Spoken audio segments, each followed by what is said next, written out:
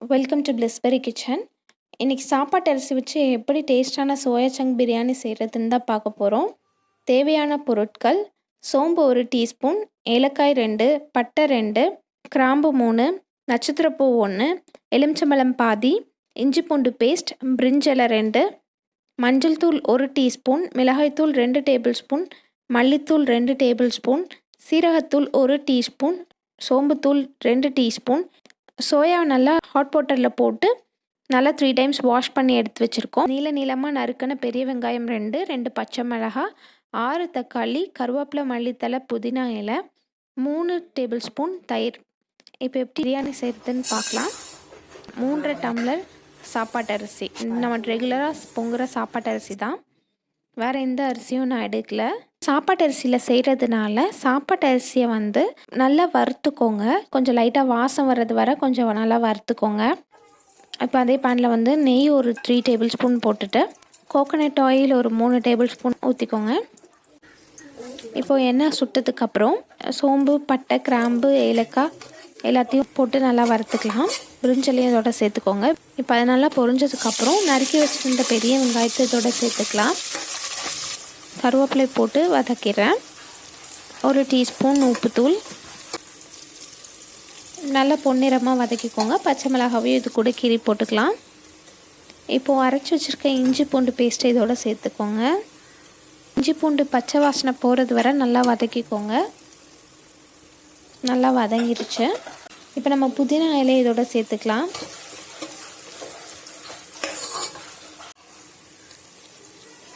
இப்போ கட் பண்ணி வச்சுருக்க தக்காளியை இதோட சேர்த்துக்கோங்க.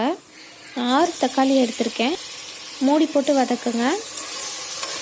லைட்டாக உப்பு சேர்த்து மூடினீங்கன்னா சீக்கிரமாக வதங்கிடும் தக்காளி. பாருங்கள், இப்போ அழகாக வதங்கிடுச்சு. இப்போ நம்ம இது கூட மசாலா தூள்லாம் ஆட் பண்ணிக்கலாம்.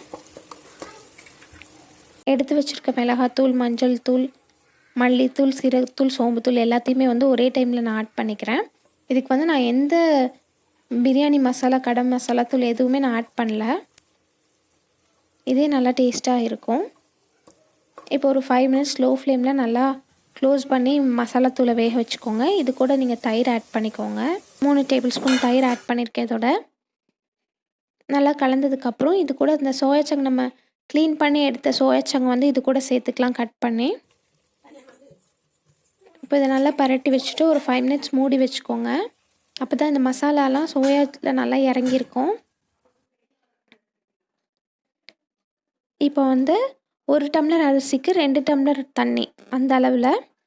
இப்போ 3 டம்ளர் அரிசிக்கு நான் 7 டம்ளர் தண்ணியும், இந்த சோயாக்காக ஒரு 1/2 டம்ளர் நான் எக்ஸ்ட்ராவாக தண்ணி ஆட் பண்ணிக்கிறேன். பாருங்கள், இப்போ நல்லா கொதிக்குது.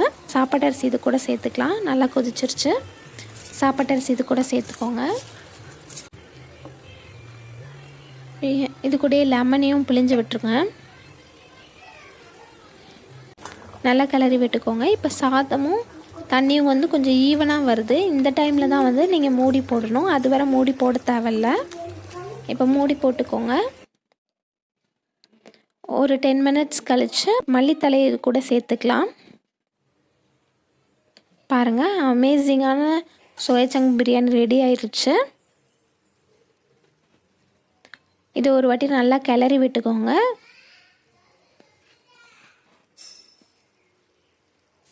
அப்போ நல்லா அழகாக வந்துடும். பாருங்கள், பார்க்கவே ரொம்ப அழகாக இருக்குது. இதை ஹாட்டாக தயிர் பச்சடியோடு நீங்கள் சர்வ் பண்ணிக்கலாம். வீடியோ பிடிச்சிருந்ததுன்னா ஷேர் பண்ணுங்கள். சேனலை மறக்காமல் சப்ஸ்கிரைப் பண்ணுங்கள். தேங்க்யூ.